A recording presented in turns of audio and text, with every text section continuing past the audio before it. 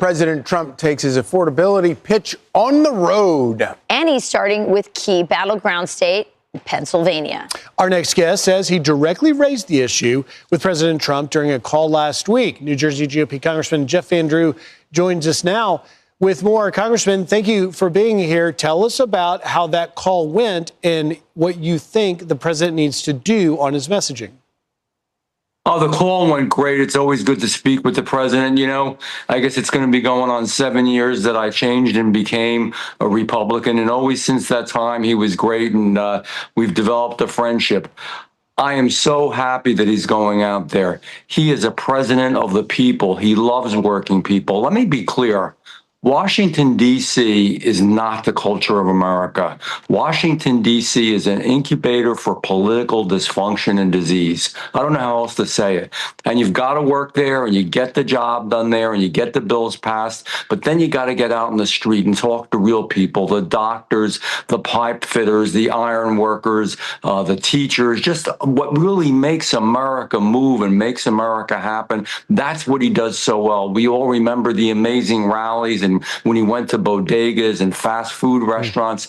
I love to see him out there. He does so well with that. I'm so glad to see him in Pennsylvania, a neighboring state to me in New Jersey. And I'm really looking forward to seeing him go around the country and sell what is a real plan for the future of America. What would you say is the most important thing that Republicans need to be focused on right now to actually improve things for people who, you know, obviously we've gotten inflation down, but the problem is you've got to catch up with salaries.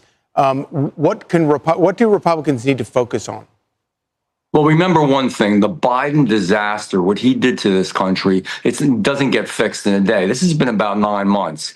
When all of the work that we've done kicks in next year, it's going to be amazing. You know, no taxes on tips or lower taxes on tips, lower taxes on overtime, 85% of seniors not paying any tax on Social Security. When you go and buy a new American car, you're able to write off on your taxes, the interest rate, all that is going to be huge. We're going to have a good year, all the good things we did with businesses. But here's what we must remember. Don't argue with each other. Stop being selfish. Make sure that people understand we're with them. And healthcare. I've talked about this before. We have to give people that bridge. Obamacare is horrible. The ACA has been horrible and awful. But if we're not able to immediately get rid of it for a very short period of time, continue with it while we come up with a much better comprehensive plan, people cannot afford to have huge increases in their health care. That will be a mistake. I've spoken out about that, and I'm going to continue to do so. We have to take care of the American people. You know, Congressman, I love that you brought that up because I think that the silver lining of that terrible shutdown that we just went through was people were finally able to see the truth about Obamacare, that it's being completely held up by all these subsidies. It's not affordable. And hopefully it is, as you say, an impetus for the Republicans to come up with a better plan that makes more sense. And I love the idea of the president going out into the country. He's a people person. He needs to tell that story. I mean, you bring such a good point about, you know, when the economy was cranking, it was under the first term of President Trump. It did take about a year and a half before we started feeling the effects of that.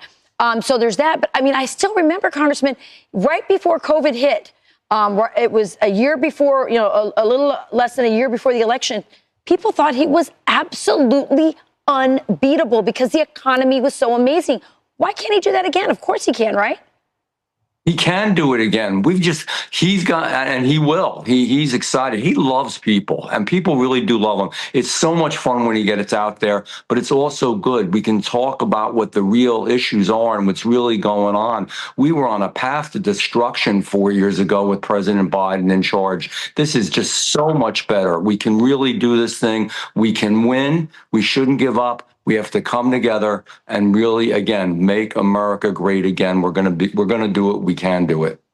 Congressman, we love that you have the stockings hung and the nutcrackers out in the Christmas spirit. Merry Christmas, and thank you for taking time.